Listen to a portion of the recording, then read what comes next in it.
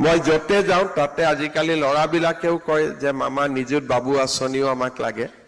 গতিকে 1 জানুৱাৰীৰ পৰা আমি ছাত্ৰসকলৰ বাবেও আৰু এটা ভাল আঁচনি আনিম যাতে তেওঁলোকেও পঢ়াত অনুপ্ৰেৰণা পাব পাৰে। অৰ্থাৎ আমাৰ চৰকাৰখনৰ লক্ষ্য হ'ল যে অসমত আমি এটা এডুকেশ্যনেল এনভাইৰনমেণ্ট বা শৈক্ষিক পৰিৱেশ এটা নিৰ্মাণ কৰিব লাগে।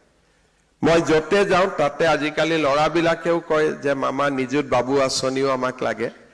গতিকে 1 জানুৱাৰীৰ পৰা আমি ছাত্ৰসকলৰ বাবেও আৰু এটা ভাল আঁচনি আনিম যাতে তেওঁলোকেও পঢ়াত অনুপ্ৰেৰণা পাব পাৰে।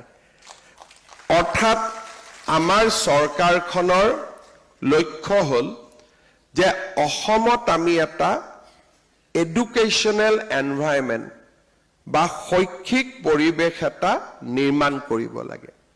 মই যতে যাওঁ তাতে আজিকালি ল'ৰাবিলাকেও কয় যে মামা